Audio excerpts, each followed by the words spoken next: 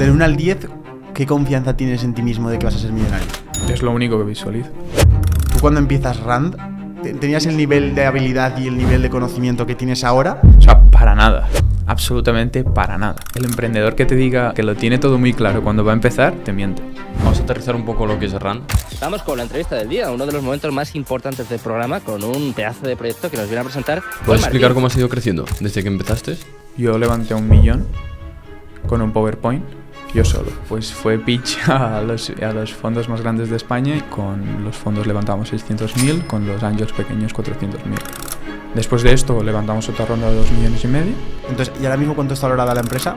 23 millones. 23 millones. O sea, literalmente sobre el papel eres multimillonario, ¿no? Sí, pero ¿hasta qué punto es verdad? Eso que tienes esos millones. Eso es mentira. Es cierto en papel. Pero con ese cierto en papel no se paga el alquiler. Porque yo de pequeño pensaba, ¡buah! Necesito tener muchísimo dinero, necesito ser billonario. Después lo pienso, ¿qué haría yo con ese dinero? Y cuando pienso todas las cosas, me doy cuenta que en todas esas cosas está la gente que quiero. ¿Cómo has conseguido trabajar ese fracaso constante y tener que levantarte constantemente y creer que en el medio o largo plazo puede tener sentido que funcione? Pues te levantas. Coges y te levantas cada día. Y duele, o sea, duele de verdad cuando alguien viene y te dice que lo que estás haciendo no tiene ni pez ni cabeza, que no lo vas a poder hacer, que eres muy joven y que te dejes de hostias.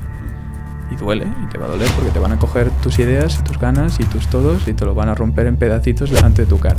Bueno, chicos, bienvenidos a un nuevo episodio. Este episodio vais a flipar porque vamos a entrevistar a una persona muy joven, de hecho tiene nuestra edad, la misma edad que nosotros.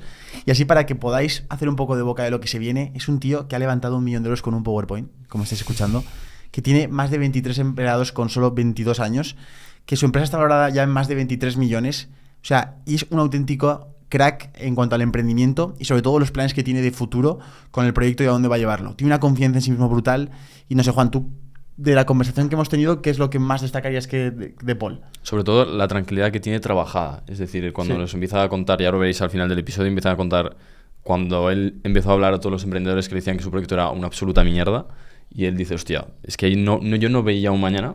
El gestionar eso me he quedado flipando, más que los millones y todo eso es lo que más... O sea, ya no es solo el tema de lo que hace Paul, que es todo el tema de Rand, que te os dejaré en la descripción, tenéis la descripción para poder usarla, es una aplicación muy buena relacionada con el mundo de las finanzas, sino también la parte de valor que aporta en temas de mentalidad, en temas de cómo gestionar el fracaso, cómo gestionar las malas opiniones. O sea, me parece increíble. Es un podcast de los que molan, escucharlo mientras das un paseo o mientras haces cualquier otra cosa. Te va a gustar mucho y poco más. Poco más, bajar, suscribiros, darle un me gusta y sobre todo darnos feedback en los comentarios de cosas que podemos mejorar y nada, disfrutar. No tenemos la fórmula del éxito, pero no te preocupes porque tengo un plan. Paul Martín, la primera pregunta que te quiero hacer es ¿por qué crees que ahora con 21 años te dedicas a lo que te dedicas y estás en el punto en el que estás de tu vida? Porque la verdad que desde bien pequeño fui muy ansioso de saber cómo funcionan las finanzas y la verdad es que desde bien pequeño fui muy curioso también de entender cómo funciona la bolsa y la verdad que algo que sí que cambió más, digamos, el curso para después desarrollar todo lo que hemos ido desarrollando fue en 2018, sentado en el sofá viendo la tele, cuando vi una persona que básicamente se compró un piso en Nueva York con bitcoins, ¿no? Y en ese momento me di cuenta, o sea, básicamente dije, ¿qué es esto? Y en ese momento uno de mis sueños era irme a vivir a Nueva York, ¿no? Y dije, ¿cómo es posible? Y desde ahí empecé a entender, ¿no? Empecé a entender cómo funcionaba Bitcoin, ¿no? Entré por una parte totalmente financiera y especuladora, pero poco a poco fui entendiendo cómo funcionaba la tecnología que estaba por detrás, ¿no?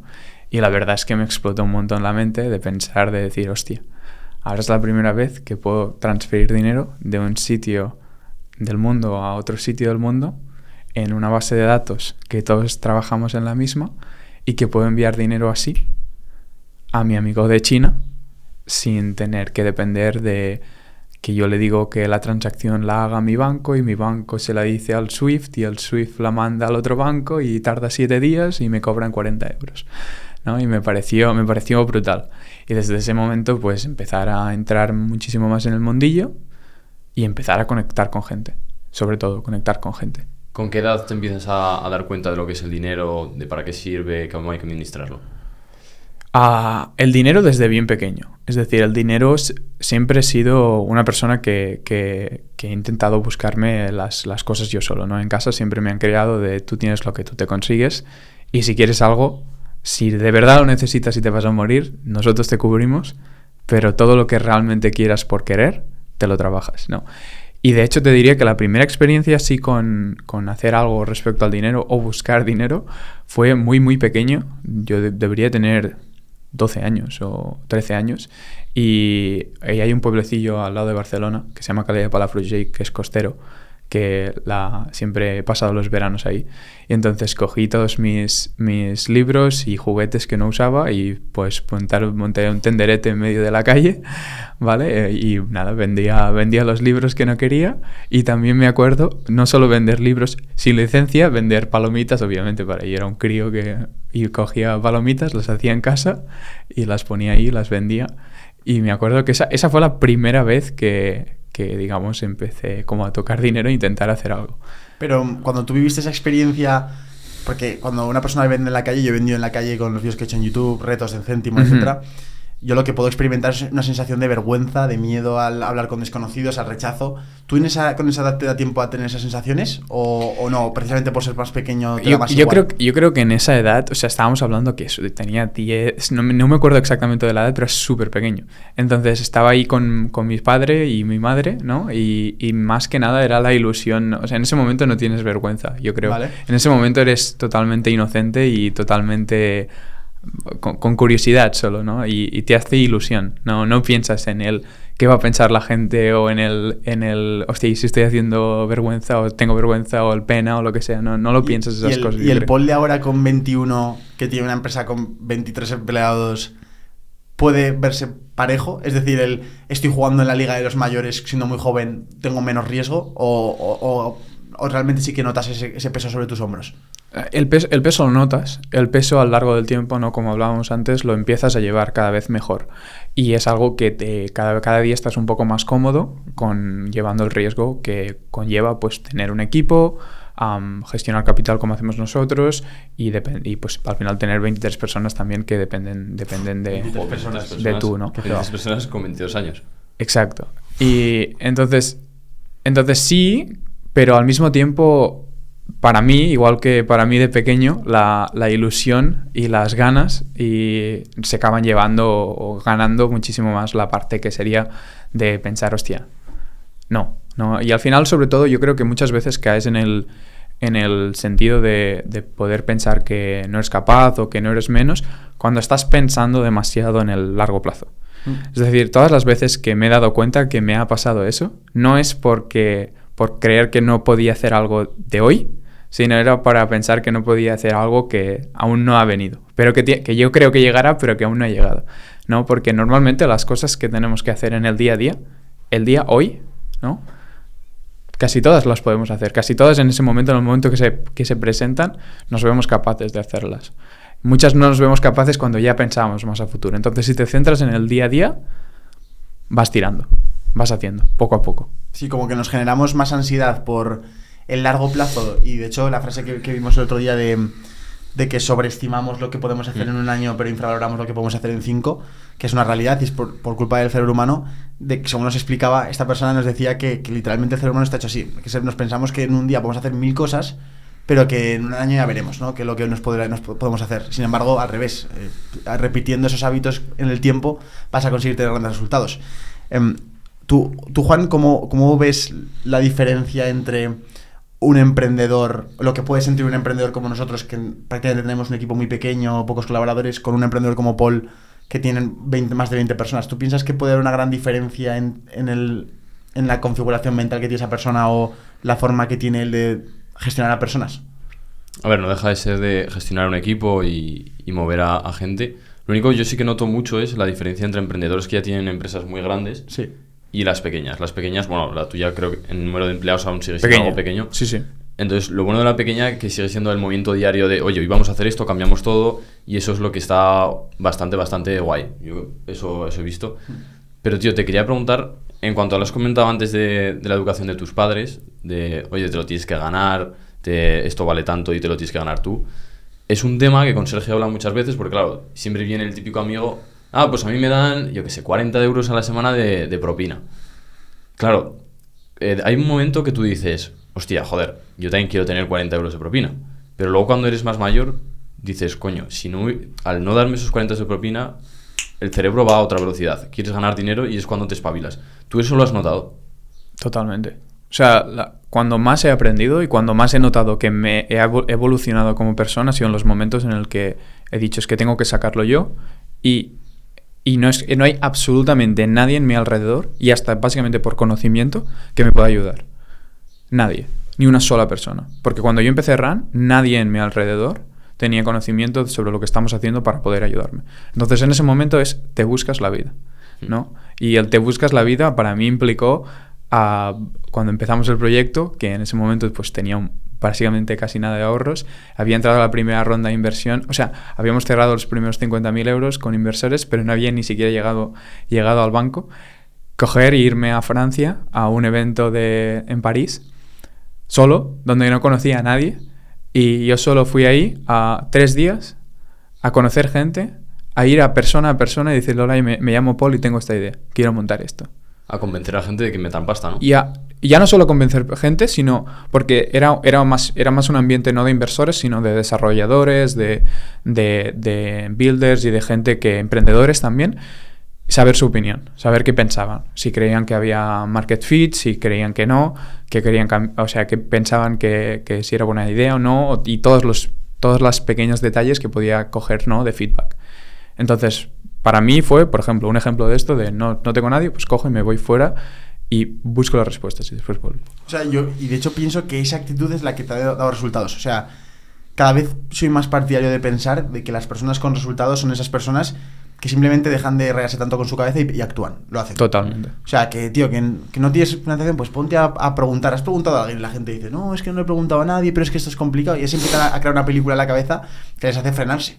Entonces, muchas veces esa actitud de acción masiva imperfecta, de hacer todo de la forma que salga y ya veremos por el camino cómo va mejorando, es la clave, yo creo, que ha definido un poco que yo, por ejemplo, en mi vida haya experimentado resultados. El hacer las cosas sin saber, como te contaba antes en el café, que te decía, tío, yo empecé el canal de YouTube sin tener ni idea de cómo hacer vídeos y la única actitud que tuve fue la de voy a empezar, muevo la bola y ya veremos por el camino, ¿no? Es como, y te quiero hacer la pregunta ya aprovechando, enlazando con esto, tú cuando empiezas Rand, tenías claro, o sea, tenías el nivel de habilidad y el nivel de conocimiento que tienes ahora, y qué sensaciones tenías cuando empezaste ese proyecto, y con cuántos años tenías. Ponos un poco en contexto en esa época inicial. O sea, para nada, absolutamente para nada. Y el emprendedor que te diga y te venga y te diga que lo tiene todo muy claro cuando va a empezar, te miente.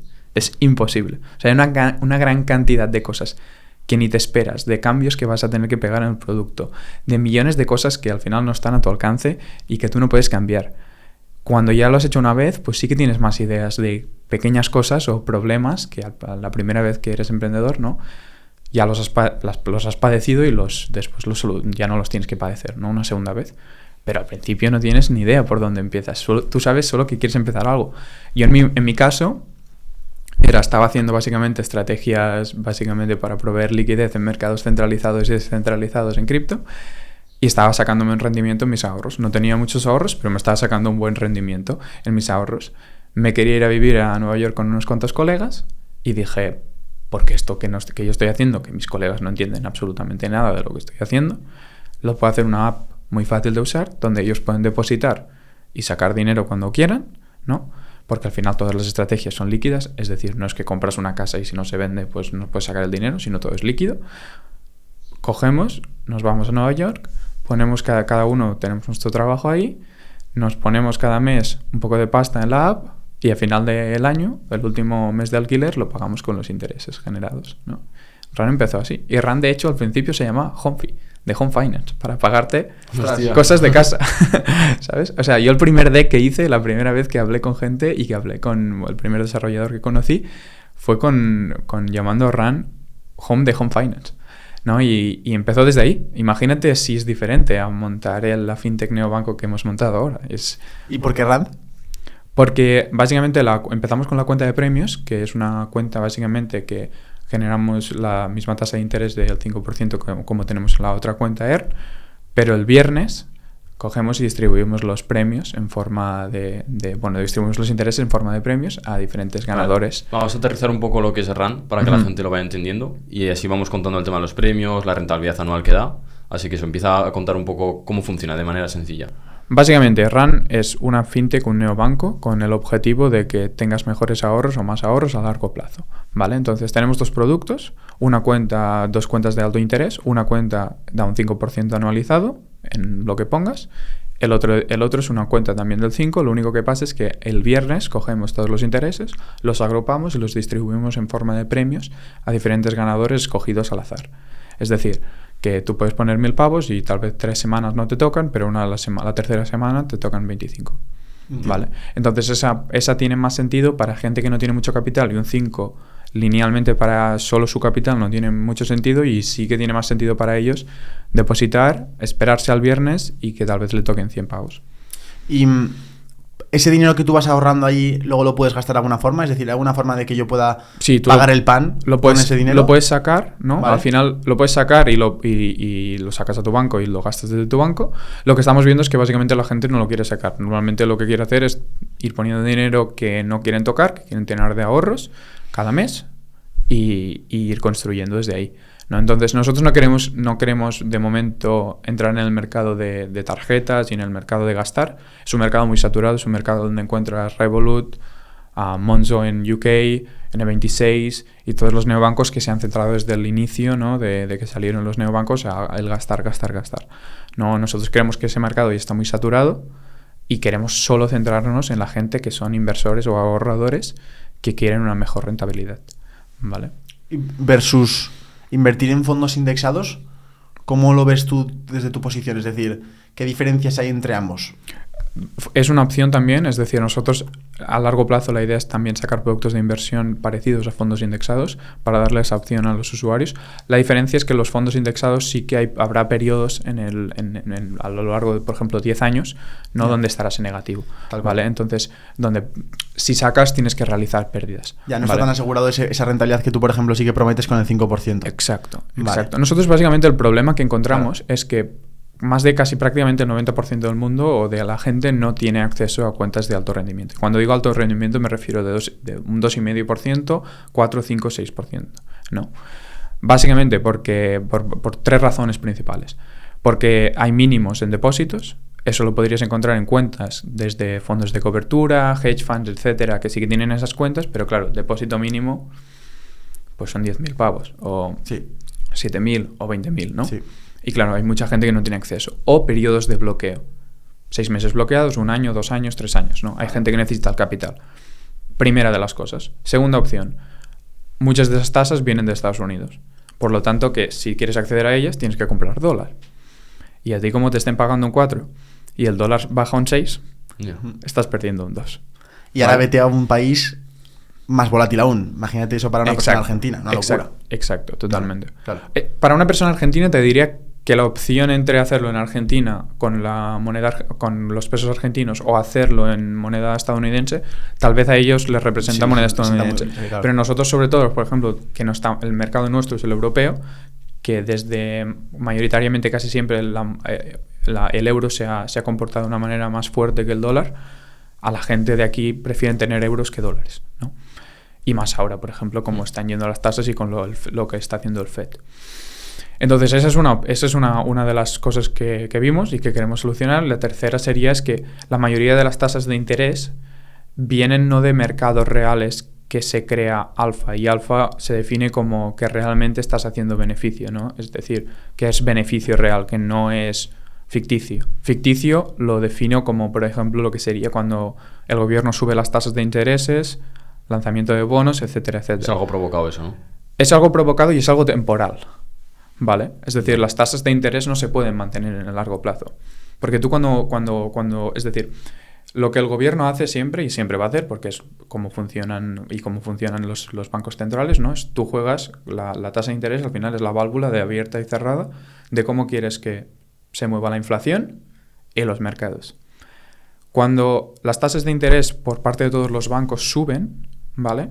hay muchísimas inversiones que dejan de tener sentido, ¿no? Y hablamos de inversiones como pueden ser inversiones en bolsa, en cripto, o pueden ser inversiones de tu proyecto. Es decir, imagínate que te quieres montar un huerto de patatas. Y tú crees que el huerto de patatas, después de hacer el business plan, te va a dar un 3% a final del año, en beneficio neto. ¿Para qué me voy a liar yo a hacer un huerto de patatas? Que podría, pues, crear valor, etcétera, pero ¿para qué me voy a liar a eso si el banco me paga un 4%? No lo voy a hacer. Entonces no voy a empezar, no voy a arriesgarme, ¿no? Igual, y de la misma manera que si suben las tasas de interés, suben por los dos lados. Para la gente que quiere dejar el dinero, pero para la gente que quiere cogerlo también.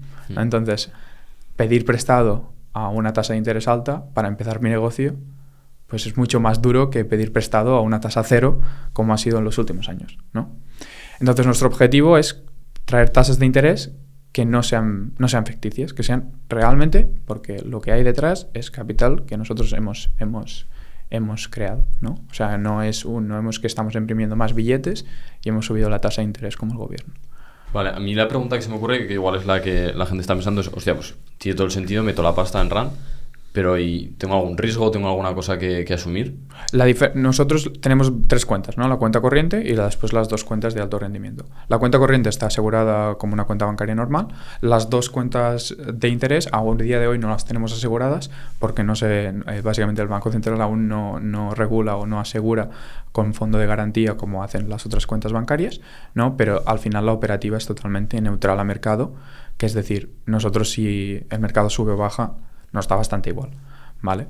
Y para entrar un poco aquí en la seguridad y en cómo funcionamos realmente por detrás, ¿no? Nosotros trabajamos dos vertientes que están muy usadas en el mundo tradicional de las finanzas y sobre todo en cripto, que es arbitraje y proveer liquidez.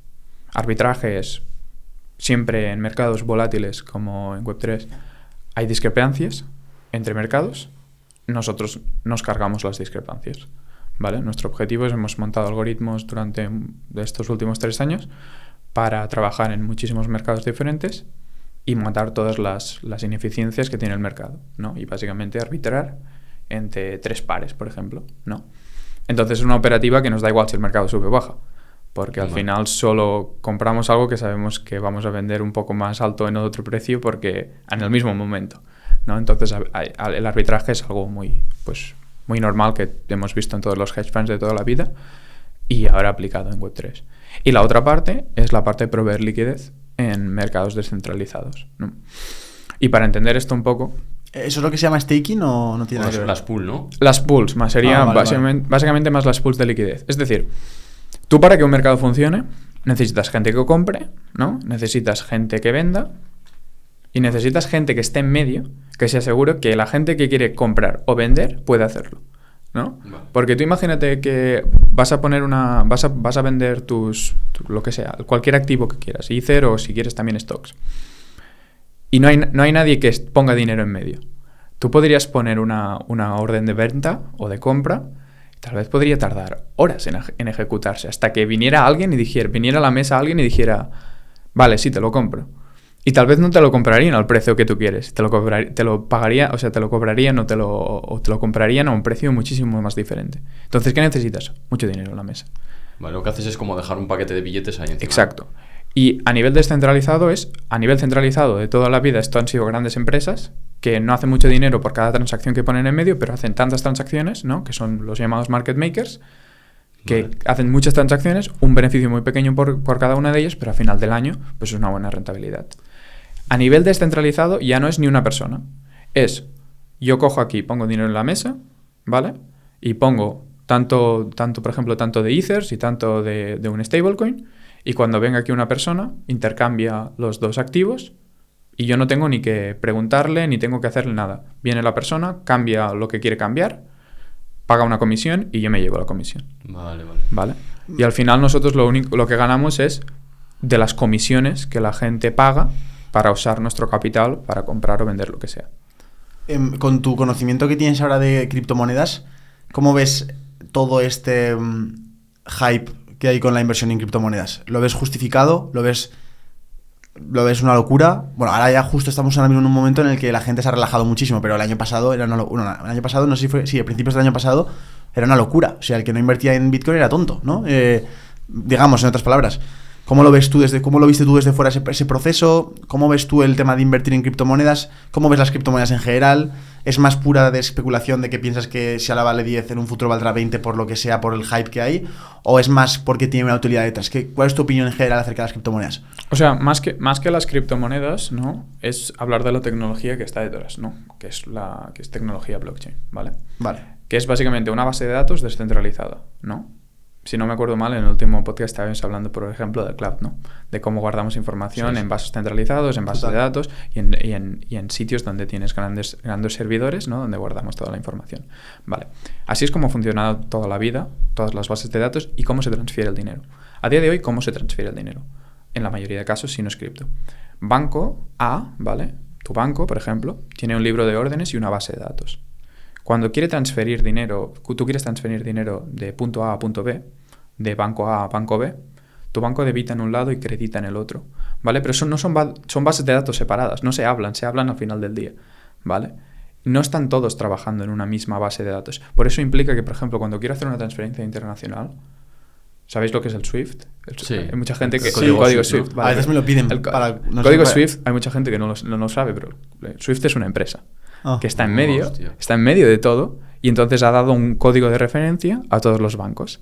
Entonces conectan, ¿no? ¿Os acordáis de lo de antes de cuando querías llamar por teléfono, que habían conectores que te conectaban y que la típica de las películas de... Nosotros aún no habíamos nacido. Eso iba a decir, me parece verlo en una película, no que la he vivido yo. De una película, exacto. Sí. De cuando conectaban línea con línea, Sí. pues el SWIFT hace lo mismo, ¿vale?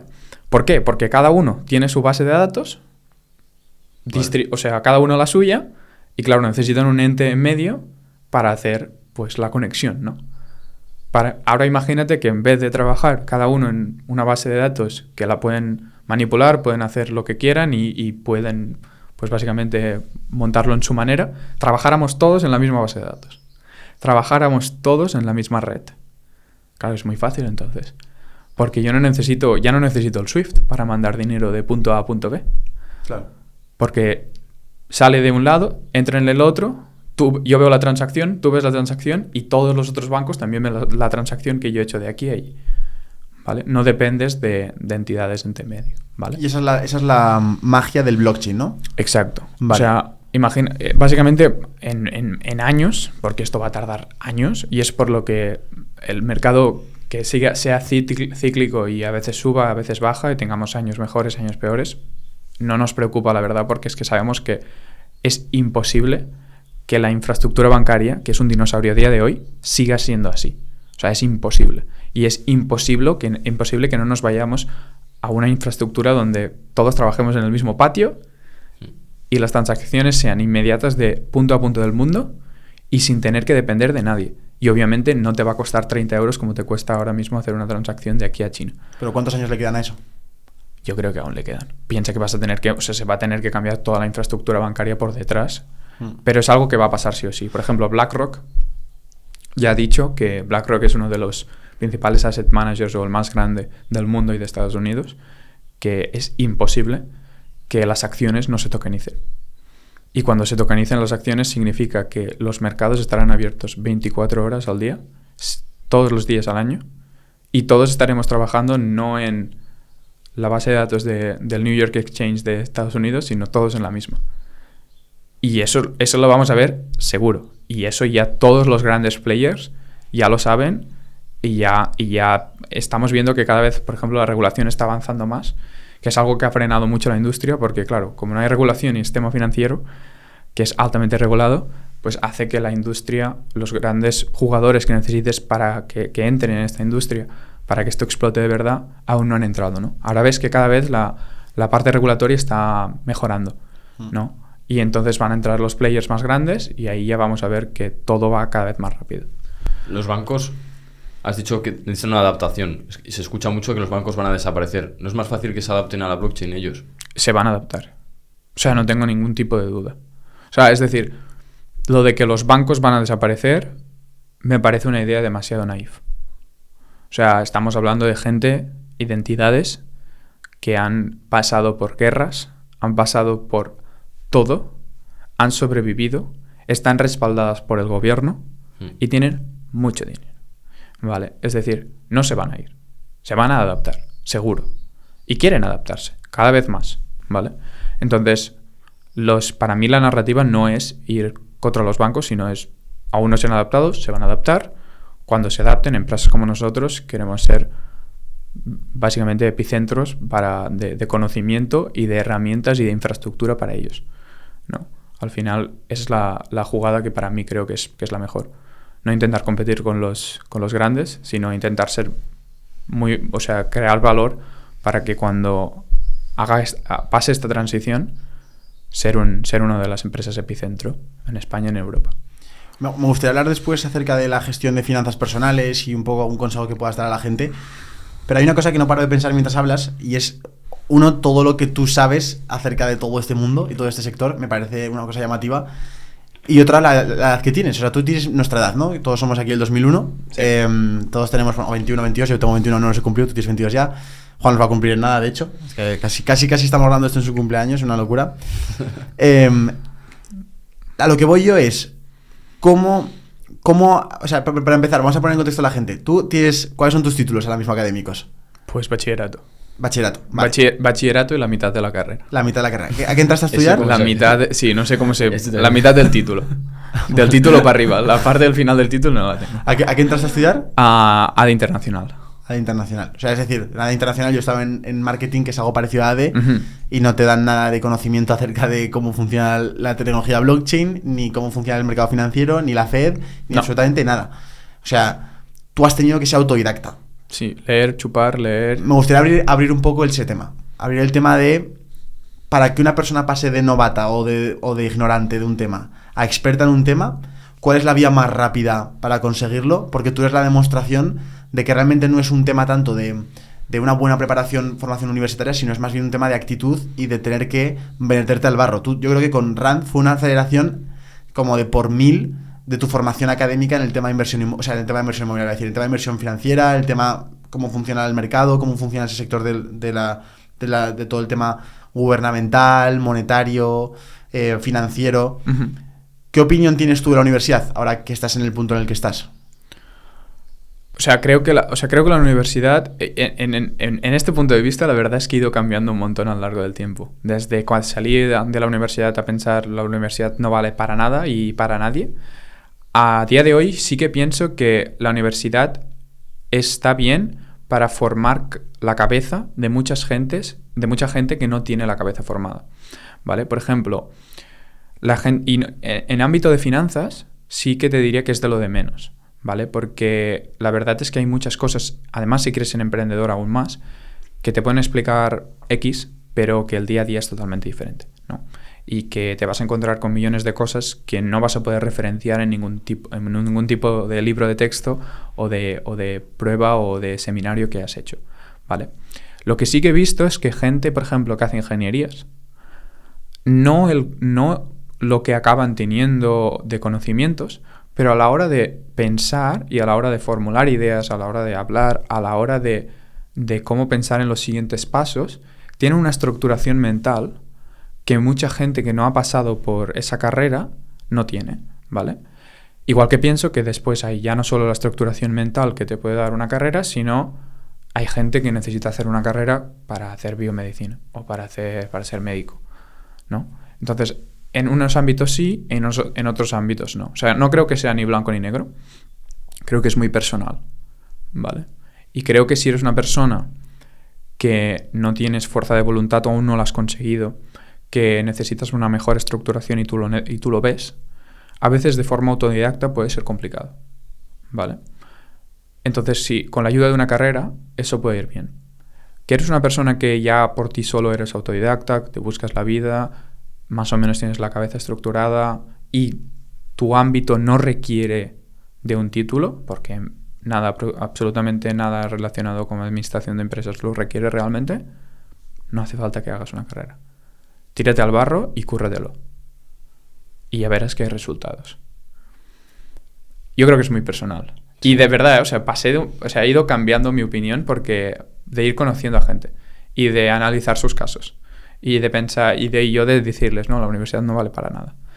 y después conocerlos y decir, hostia, es que claro, es que esta persona aún no se ha encontrado y necesita más estímulos, conocer más gente, probar más cosas, ¿no? Para encontrarse y para realmente después, ya que pueda ser autodidacta y sacarlo, ¿no? Porque si ahora lo prueba se va a pegar una hostia espectacular, ¿no? Creo que es bastante personal.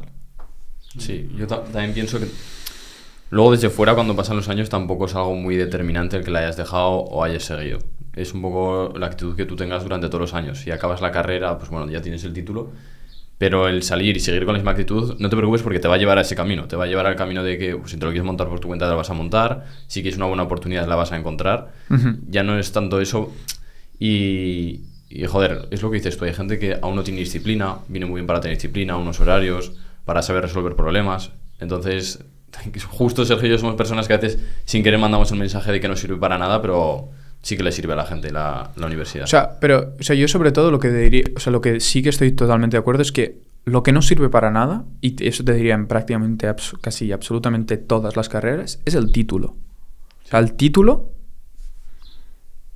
sirve bien poco. O sea, nadie te lo va a preguntar. Eso es, porque tú cuando contratas gente... Nosotros no hemos preguntado ni una sola vez, enséñame el título. ¿Que has hecho la carrera? Perfecto. ¿Que la dejaste? Perfecto. ¿Por qué la dejaste? ¿Hiciste cosas después? Sí, no. Entonces, te preocupa la persona y te preocupa cuando haces una entrevista si no ha hecho una carrera que realmente esté amueblada. Ya está. ¿Vale? Si tú vas a hacer una carrera porque realmente crees que en esa carrera vas a aprender la hostia y vas a salir con muchísimos más conocimientos de los que has entrado y te la tomas para realmente aprender, que eso es muy importante, te la puedes tomar para ir a probar los exámenes, que lo sabemos muy bien, o te la puedes tomar para realmente aprender. Si te la vas a tomar para ir por ahí y solo tener el título, ni vayas. No pagues y no gastes 4 años. ¿Que te la quieres tomar para aprender? Perfecto. Va por ello. ¿Sabes? Entonces yo creo que es muchísimo como te lo tomes de este punto de vista. ¿Tú si en tu camino cuáles crees que han sido los mayores claves de tu crecimiento de conocimiento? Es decir, de lo que has aprendido. Como si tuvieras, vamos a decir que te han dado el título de que eres experto en lo que haces, ¿no? ¿Cuáles crees que han sido los principales inputs que te han dado esa información que tienes ahora? ¿O de qué formas han sido las que más te han hecho ese aprendizaje? Te diría leer libros. Que cuando lees libros que realmente te importan y que los lees porque quieres aprender y sobre todo buscar esos libros que en el momento en el que tú estás van a generar algo. Es decir, no leas libros de fantasía o de cosas que en ese momento no van a aportarte algo. Yo siempre cuando intento leer o escuchar libros, que lo hago también bastante, lo de escuchar, intento que sean cosas que piense que ese libro, cuando me lo acabe, en el momento en el que estoy, me va a aportar algo. Me gusta la reflexión. Esta es una cosa. No es, o sea, tienes que escoger al final dónde dedicas tu tiempo. El tiempo es limitado, ¿no? Realmente intenta escoger los libros que realmente te van a aportar algo en ese momento.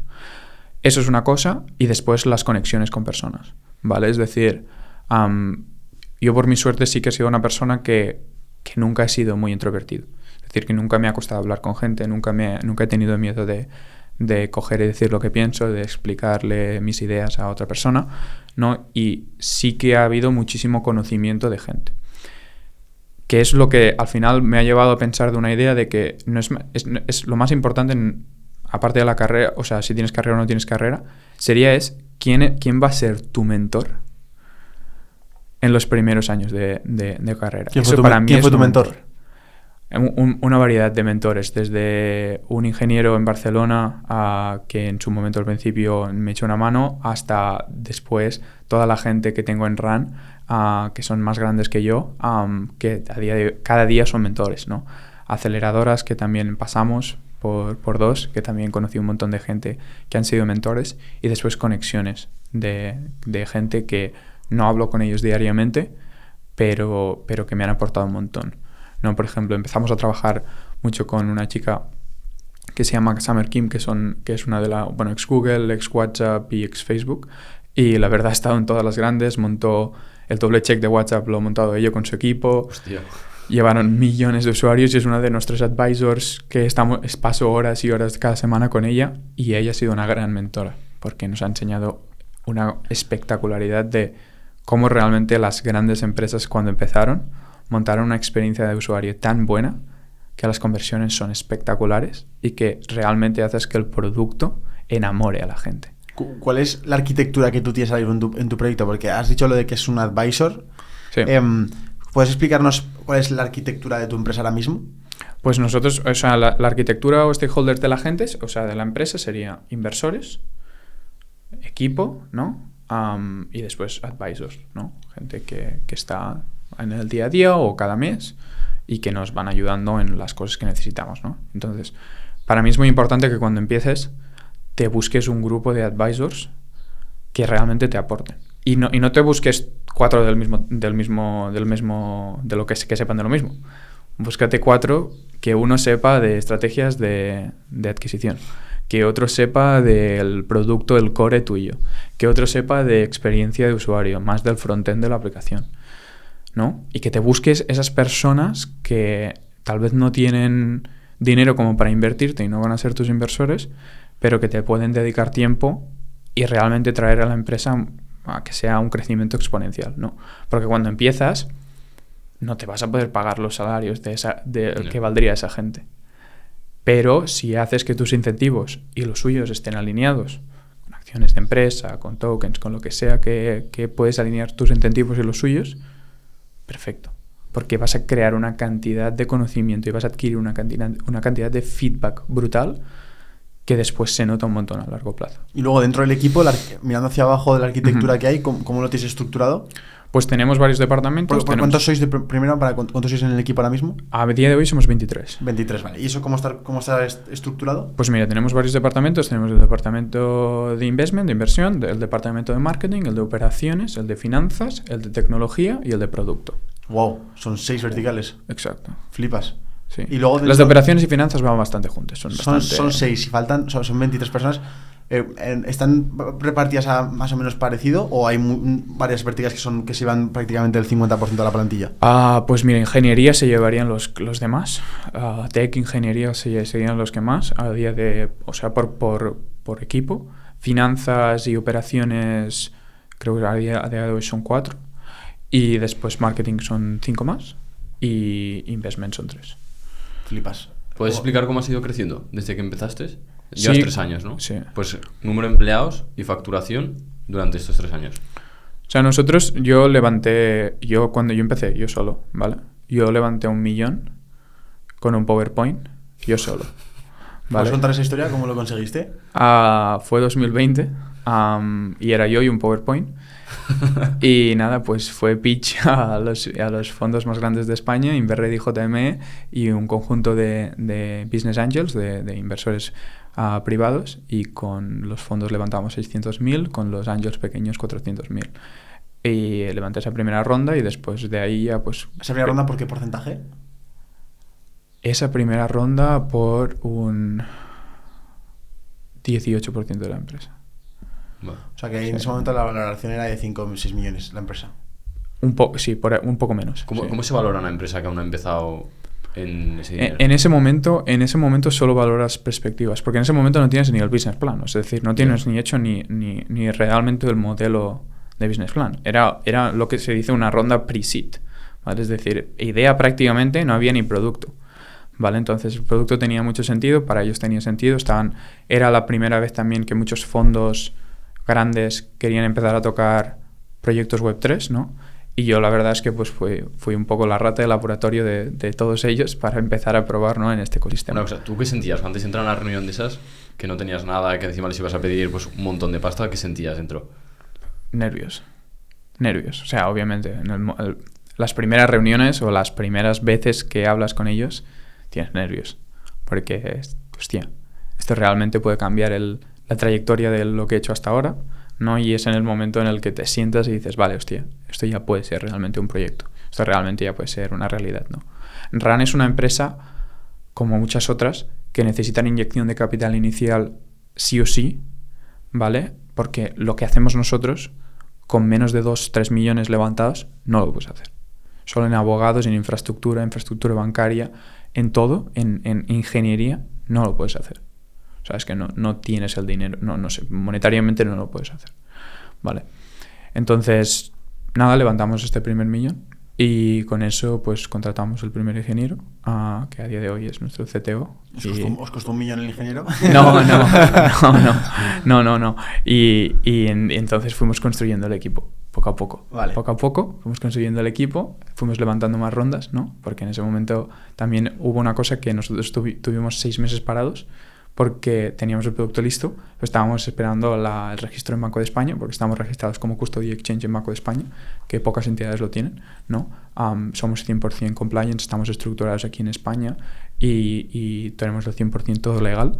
Entonces, claro, esa parte de 6 meses de espera, pues también fue algo que tuvimos que tener capital para poder seguir pagando salarios y tener todo antes de poder salir y empezar. Entonces, ese es el primer capítulo en el que consigues levantar $1 millón con un PowerPoint con 19 años. ¿Cuál es el siguiente punto de inflexión que va en el camino de Rand? Pues mira, levantamos ese primer $1 millón. Entonces, al cabo de... entramos en un acelerador que se llama Blair Ventures, de Londres, muy bueno, que la verdad que nos ayudaron un montón. Conexiones a nivel internacional, gracias a ellos ahora tenemos inversores de España, de Singapur, de Silicon Valley y de Londres y de Australia algunos, y con ellos nos dieron un montón de contactos, estructuración del proyecto, conexiones con partners a nivel globales que necesitábamos a nivel de infraestructura para hacer que el producto fuera de putísima madre, y con ellos fue ese como siguiente hito, ¿no? Después de esto levantamos otra ronda de $2,5 millones, ¿vale? ¿Y después de cuánto tiempo? ¿1 año? 6 meses. Joder, 6 meses. 7 meses. 7 meses. Yo soy del punto de vista que no se levanta el capital cuando lo necesitas. Se levanta el capital cuando está ahí, ¿vale? Nunca levantes capital cuando lo necesitas. O sea, intentar levantar capital. O sea, siempre tienes que, obviamente, optimizar el valor de la empresa, es decir, levantar el máximo capital cuando puedes tampoco tiene sentido, porque entonces vas a tener demasiado cash y podrías haber levantado más capital en más meses o en más años, o en más largo plazo, a una mayor valoración de la empresa y diluirte menos, ¿no?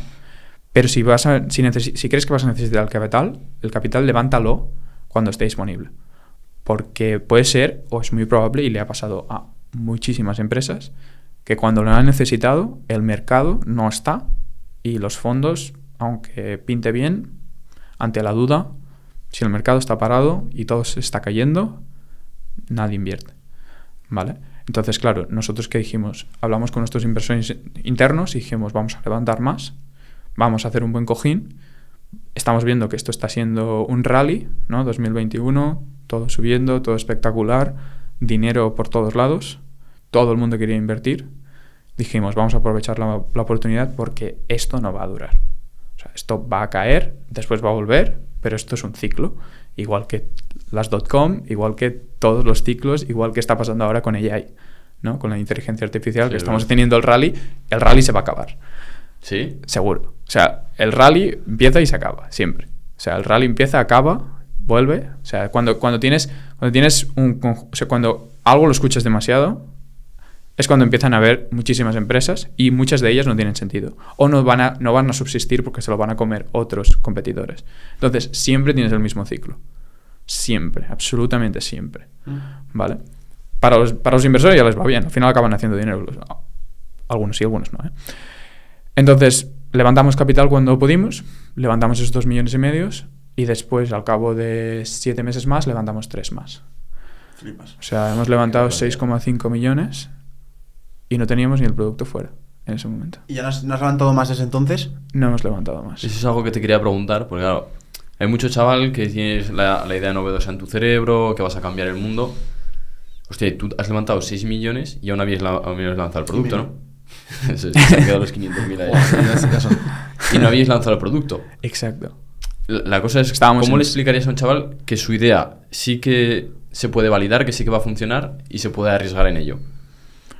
O sea, la verdad es que aquí tenemos que dar un poco de crédito, o sea, una parte de crédito al equipo de todo lo que hemos montado y la verdad es que las métricas a día de hoy avalan que hubiéramos podido levantar porque de momento estamos creciendo muy bien y muy rápido, pero nosotros no podríamos, o sea, nosotros sin que el mercado hubiera estado como estaba, no hubiéramos podido levantar esos 6,5 millones. Ahora no los podríamos levantar. probablemente. Aunque no, o sea, si aún no hubiéramos sacado el producto, ahora como está el mercado, no lo hubiéramos podido levantar. Vale, entonces... ¿Pero cómo sabes que tu idea iba a funcionar? No lo sabes. Obviamente, obviamente crees que va a funcionar y ves que está funcionando y ves que por detrás, o sea, nosotros sí que teníamos el producto hecho de hacía tiempo. Lo único que necesitábamos, básicamente, la última ronda, por ejemplo, ya hacía casi medio año que teníamos el producto listo, todo estaba funcionando perfecto, estábamos haciendo unos retornos perfectos, todo perfecto, todas las estrategias perfecto, todo montado. Lo único que es que no podíamos salir por la parte regulatoria, porque estábamos esperando el registro de Banco de España, que tardó un montón. Vale. Entonces, nosotros ya sabíamos que el producto era robusto, el producto va perfecto. La cosa es, no lo habíamos lanzado al mercado. Entonces, claro, no, aún en ese momento sí que estábamos aún con la duda de, el producto va, pero ¿y si a la gente no le gusta? ¿Y si no hay product market fit?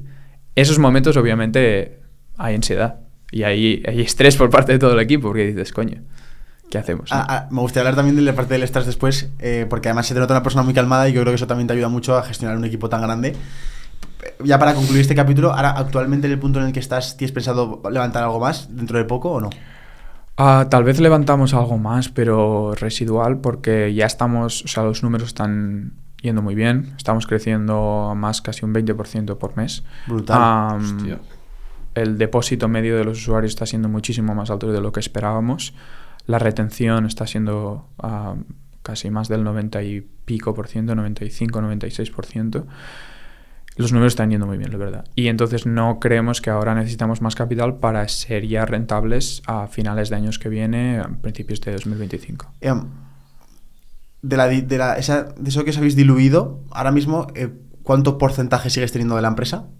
Más de casi el 60%, un poco más. Entonces, ¿y ahora mismo cuánto está valorada la empresa? 23 millones. 23 millones, o sea, literalmente sobre el papel eres multimillonario, ¿no? Sí, pero eso es, o sea, de verdad, eso es irrelevante. Eso es de verdad, o sea, ¿eso es cierto o no es cierto? ¿Hasta qué punto es verdad que tienes esos millones? Eso es mentira. O sea, es cierto en papel, pero con ese cierto en papel no se paga el alquiler. Eso es. ¿Vale? O sea, es decir, venirte a las de arriba y creerte el más guay por lo que pone un papel, claro, no tiene ningún sentido.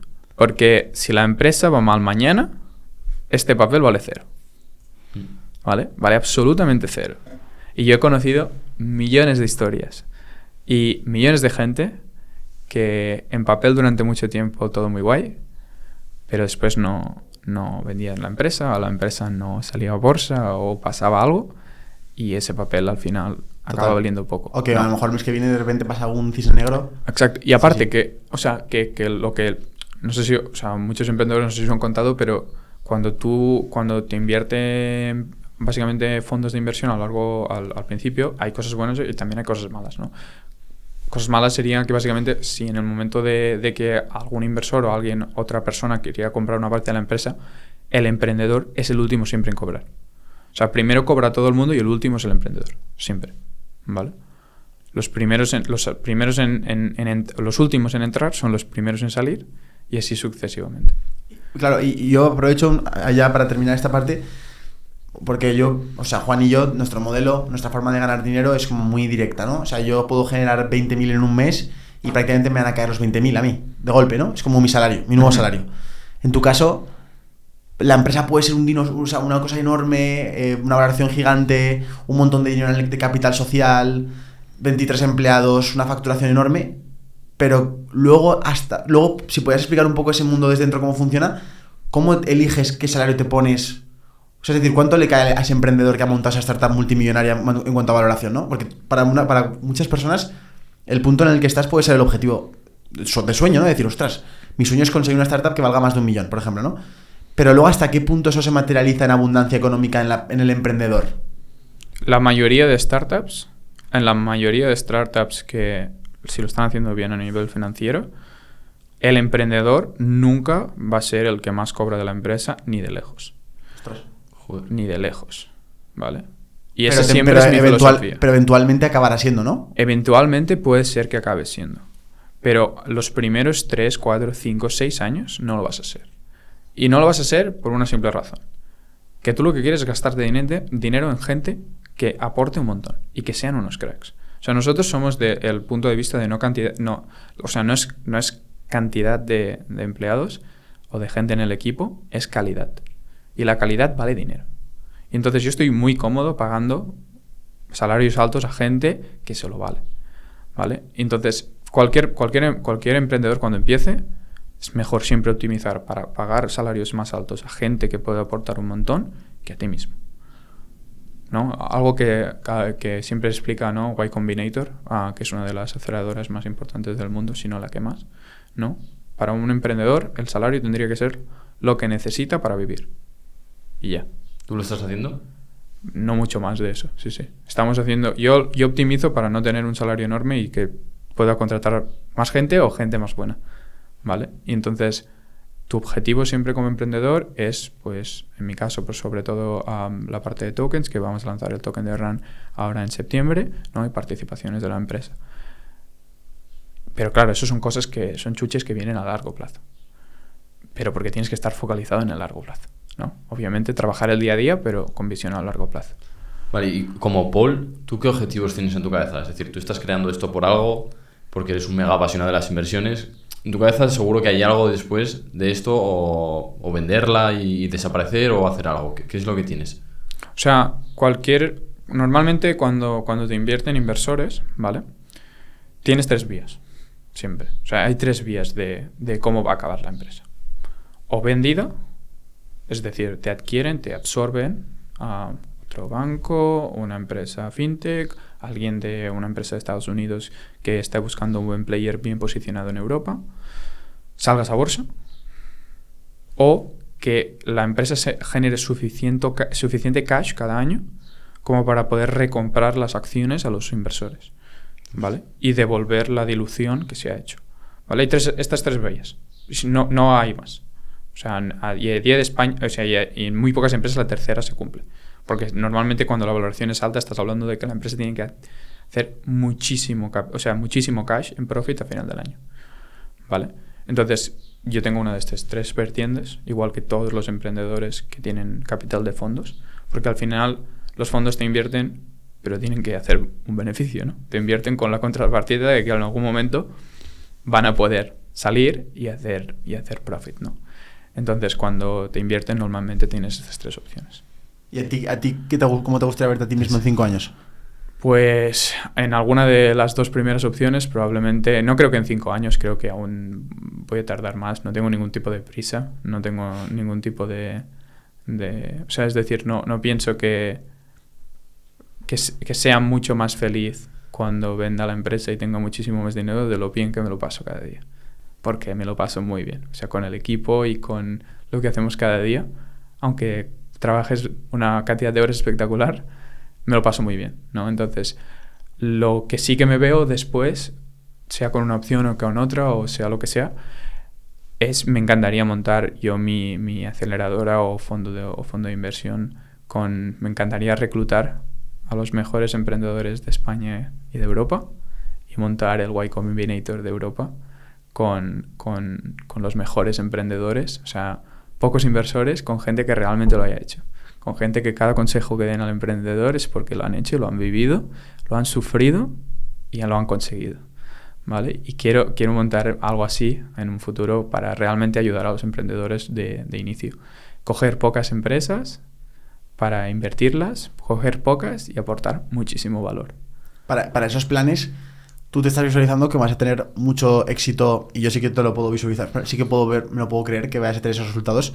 Es decir, vas a llegar a ser más que millonario, vas a ser multimillonario. Es decir, vas a tener mucha abundancia económica tuya. O sea, es decir, porque vas a vender o lo que sea. Para montar un fondo, te diría que para montar un fondo necesitas capital, pero tampoco tanto. Porque piensa que el fondo normalmente cualquier fondo siempre está constituido por lo que serían los partners, ¿no?, del fondo, y después serían quiénes son los LPs, ¿no?, quiénes son los que ponen la pasta. Vale, entiendo. Entonces, normalmente tú cuando montas un fondo, a no ser que sea una firma propietaria o algo que es único, normalmente tienes un conjunto de gente que es la gente que pone pasta, ¿no? Entonces, después hay los GPs, los partners, que son los que tienen experiencia, son emprendedores, ya lo han hecho, etcétera, etcétera, que aportan el valor al emprendedor, un poco de capital también, pero normalmente la gran cantidad de inversión no viene de los 4 emprendedores que yo cogería para montarlo, sino vendría también de todos los inversores que quieren formar parte del proyecto. Pero mi pregunta es, tú tienes una empresa valorada en 23 millones. Hemos dicho que sobre el papel lo eres, pero no, digamos que no lo eres, ¿no?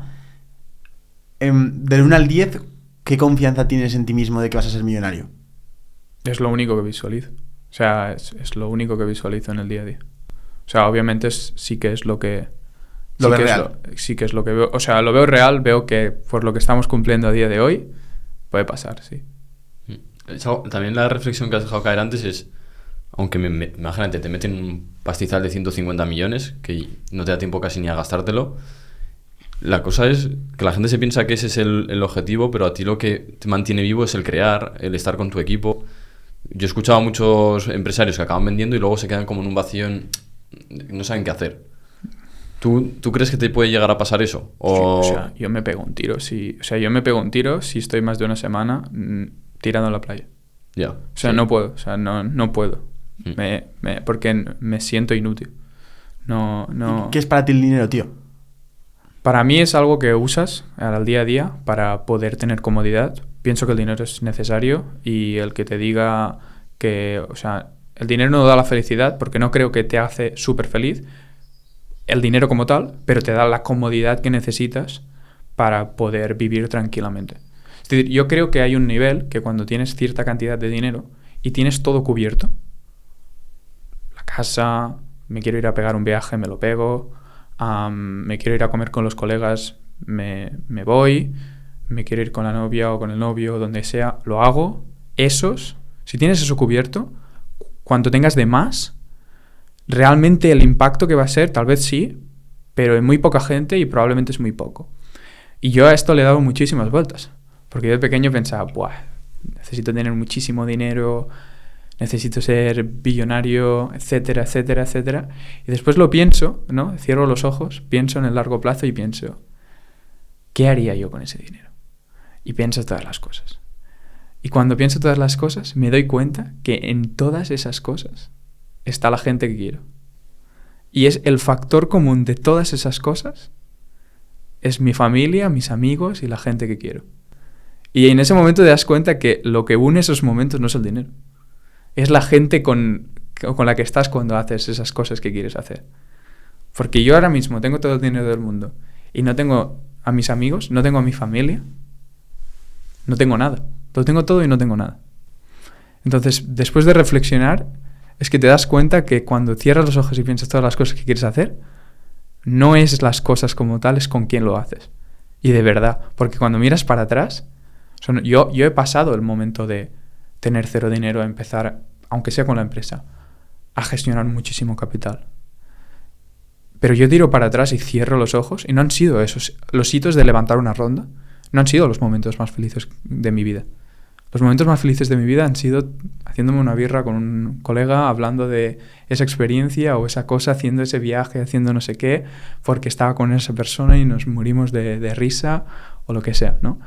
Y yo me gustaría decirle a la gente que se paren un momento, cierren los ojos y lo piensen. Y con la mayoría de gente que lo ha hablado es así. Porque ya te digo, el dinero te da una comodidad espectacular. Y creo que es necesario. Y tienes que trabajar para tenerlo. Y cuando lo tienes ya puedes decir la frase de el dinero no da la felicidad, ¿no? Cuando ya lo tienes puedes decir esa frase. Hasta que no lo tengas, hay que trabajar para ello. Para al menos cubrirlo todo. Que puedes vivir tranquilo. Pero cuando ya vives tranquilo, es la gente lo que importa. A mí hay una frase que me gusta mucho, una reflexión que de hecho la comenta Sergio Fernández, que es la de el dinero es una energía que o te encargas de controlarla cuanto antes o ya te controlará a ti. Y si te vas a pensarlo es literal, y la salud pasa exactamente lo mismo. Son como energías y cosas que si no las tienes tú atadas, ellas te atan a ti. Una persona que no pone el foco en esa energía del dinero y en tenerla solucionada, ¿qué es lo que le pasa?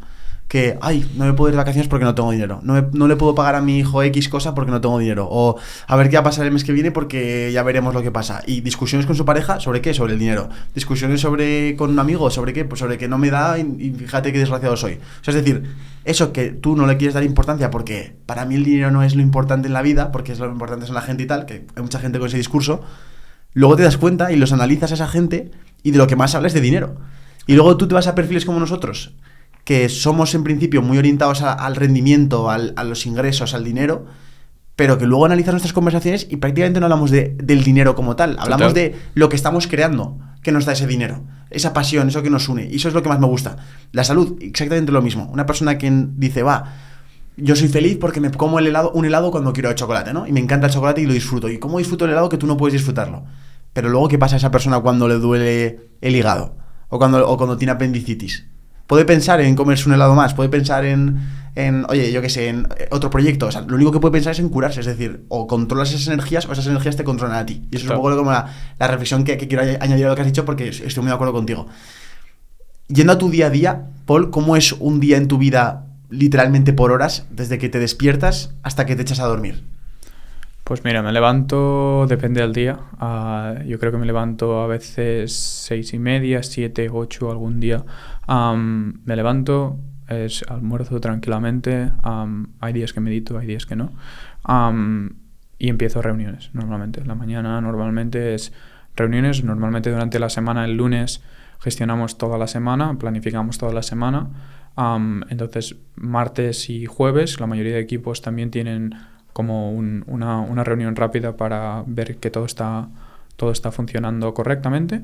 Y entonces miércoles tenemos también el equipo, como digamos el C-Level, una reunión para ver que todo está yendo bien a la semana. Y el viernes tenemos reunión de básicamente todo el equipo para ver cómo ha ido. Entonces cada día, cuando me levanto después de almorzar y todo, es reuniones la mayoría de la mañana.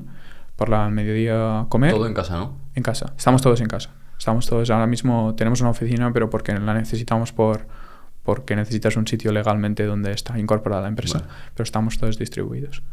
Y por la tarde normalmente a veces sí que hay reuniones, alguna que otra, pero sobre todo es tiempo que me intento guardar para yo ejecutar, porque hay cosas que aún a día de hoy, obviamente, siendo 23, aunque tengas equipos, acabas ejecutando tú también cosas, ¿no? Y aparte del trabajo, más de tu vida, o sea... Ir al gimnasio. Vale. Después, a la que acabo, a las 7 máximo, os intento casi siempre a las 7 irme al gimnasio. Entonces voy al gimnasio, vuelvo a casa, ceno y ahí normalmente pues hago algo más de curro y me voy a dormir. Y tema de relacionarte, ¿dedicas mucho tiempo a estar con los amigos o si tienes pareja a estar con la pareja? Fines de semana con los colegas, el sábado lo intentamos poner como sagrado. Vale. De hecho, nos hemos ido coordinando los diferentes amigos para decirle no con las novias el viernes o el domingo. El sábado nosotros. Porque si no, claro, llevábamos unos cuantos meses, no, yo hoy estoy con la novia, no, yo hoy estoy... No, a ver. El sábado... En Zoom, amigo por amigo, a ver tú. No, por el grupo un día dijimos, oye, a ver, el sábado no se puede hacer nada. El sábado quedamos nosotros y te lo montas como quieras, el viernes o el domingo con la novia, pero el sábado nosotros. Entonces el sábado normalmente con los colegas y entre semana con la novia, que ella estudia en Barcelona, pues nos vemos una vez o dos veces entre semana y después una vez el fin de semana. ¿Y trabajáis juntos? No, ella estudia biomedicina. Vale. Entonces, pues, por ejemplo, ella sí que necesita estudiar por lo que claro. Que está haciendo, ¿no? Y la verdad es que algo que hemos tenido bien es que tanto ella como yo tenemos mucho trabajo al día. Vale, entonces tenemos mucha carga de trabajo los dos. Entonces, aunque nos veamos menos que mucha gente, pues no impacta tanto porque estamos tan ocupados durante el día que no es algo que uno está ocupado. No, yo muchos problemas que he visto es de gente que uno está ocupado pero el otro no. Entonces, claro, que no está ocupado está en plan, ¿qué hago yo? Y el otro está, oye, yo estoy ocupado, no te puedo dar atención, ¿no? Eso sí, es un problema muy común. Sí, común. ¿Tu novia entiende la obsesión que tienes por el proyecto? ¿Le costó entenderlo o ya lo entendía desde el principio? No, le costó. O sea, al principio no es fácil de llevar. O sea, yo creo que al principio no es fácil ser la pareja de ningún emprendedor fanático que solo piensas en tu bebé 24 horas al día. Entonces, también tienes que hacer un trabajo tú mismo, ¿eh? También tienes que hacer un trabajo tú mismo de intentar separar las cosas. O sea, no desconectar, pero... O sea, sí, desconectar, pero de una manera que no es tampoco cierro el interruptor y ya está, ¿no? Sino, porque también pienso que ser emprendedor no es un trabajo, es un día a día y es un modo de vida. Es un videojuego. Sí, es un videojuego. Es un videojuego que vives cada día y no hay game over, ¿vale? Sí. Entonces, ¿qué pasa? Que si algo realmente te importa y te apasiona, a mí no me importa trabajar los fines de semana. O sea, es que a mí yo me lo paso muy bien. Claro. Entonces... ¿qué pasa? Que es lo que me apasiona. Entonces, cuando algo te apasiona es como, hostia, tengo que cerrar 100% de algo que me apasiona. No puedo hablarlo, no, si quiero hablarlo porque es que me gusta, ¿no? Entonces, cuando trabajas muchas horas con algo que te apasiona, lo único que sí que tienes que intentar es no ser monotema con la persona que tienes al lado, ¿no? Porque ya llega un punto que tú tienes esa pasión, la otra persona no tiene por qué tenerla. ¿Y cómo son tus amigos? Pues amigos diversos, amigos de toda la vida de conocerlos, ¿no? Y después amigos que he ido haciendo conozco de la parte más de lo que hacemos nosotros, ¿no? De blockchain, de cripto, gente que hemos ido conociendo. Inversores también, que a día de hoy ya los considero amigos, que también paso horas con ellos.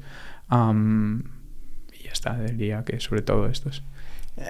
A mí me gusta esta pregunta mucho porque genera contextos muy profundos con amistades. O sea, de hecho, se lo recomiendo a la gente que está escuchando, yo también lo recomiendo hacer con amigos. Y básicamente es hacer la pregunta de sobre una persona, cada persona opina y le dice, esto es como ejercicio, no se lo vamos a hacer ahora, te voy a hacer una pregunta directamente. Pero el ejercicio es básicamente que cada persona tiene que decir 3 cosas buenas y una mala de la persona a la que estás dirigiendo. Te imagínate que fuéramos aquí un grupo, estuviéramos tomando una cerveza y sacó el tema de, oye, vamos a decir tú primero y luego yo, de Juan, 3 cosas positivas y una cosa a mejorar, o cuál es su eslabón más débil, que pensamos nosotros, ¿no? Y genera un contexto muy divertido porque hace un contexto de mirar hacia adentro, incluso autoanálisis en general de todo, tanto de ellos como de ti, de por qué piensas eso sobre esa persona, es muy divertido. Si tuvieras que decirme tu punto más fuerte y tu eslabón más débil, ¿me lo sabrías decir? ¿O cuál crees que cuál dirías tú?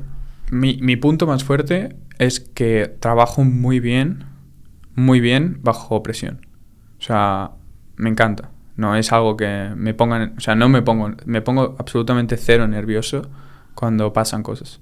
Hasta en momentos en el que, yo qué sé, por ejemplo, te podría decir hasta en un accidente de coche que alguna vez ha pasado, siempre he mantenido la calma, siempre estoy tranquilo, siempre tomo... O sea, no me tiendo a poner nervioso por tener presión, ¿no? Te diría... ¿Y cómo piensas que eso es algo genético? ¿Es algo que tú eres muy consciente de ello e intentas trabajar? Es algo que he ido trabajando. Porque es algo que cuando empiezas, ¿no? El proyecto o cualquier cosa, siempre vosotros también lo habréis tenido, ¿no? Un día piensas que todo va a ser la hostia, al día siguiente piensas que todo se va a la mierda, sí. Al día siguiente piensas que lo vais a petar, el día siguiente piensas que todo se va a la mierda, ¿no? Entonces, como no aprendas a gestionar tus emociones, acabas tomando decisiones malas porque vas ciego por tus emociones y no tomas decisiones racionales, ¿no? Entonces, es algo que he ido trabajando a lo largo del tiempo.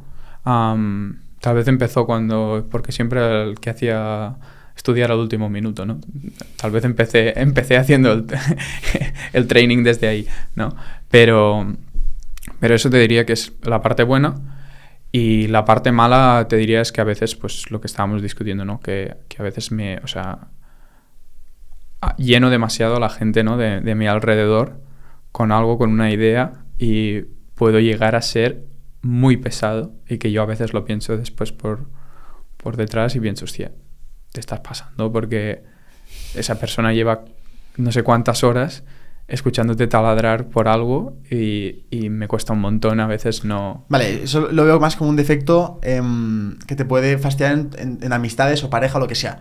Yo quiero preguntarte más por tu eslabón más débil, que podría ser perfectamente que procrastinas, por ejemplo, o que te dispersas, o que de repente ves algo más brillante y te vas hacia él cuando deberías haber puesto foco en una cosa. Cada una persona, yo pienso que tenemos uno, ¿no? Yo, por ejemplo, algo que me suele pasar a veces es que me disperso mucho, voy como una veleta. Entonces veo cosas que brillan y digo, ¡buah! Podría estar haciéndolo ya y me quiero lanzar de golpe. Y a lo mejor me vendría bien tener un poco más de pausa. Pero también esa aceleración me da otros resultados. Entonces, ¿cuál dirías que esto es algo más débil?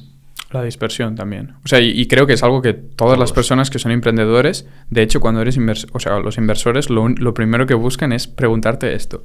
En plan, porque saben que por naturaleza, cuando eres muy curioso, se te va de las manos. O sea, dices, hostia, ahora me gustaría hacer esto, podríamos probar esto otro.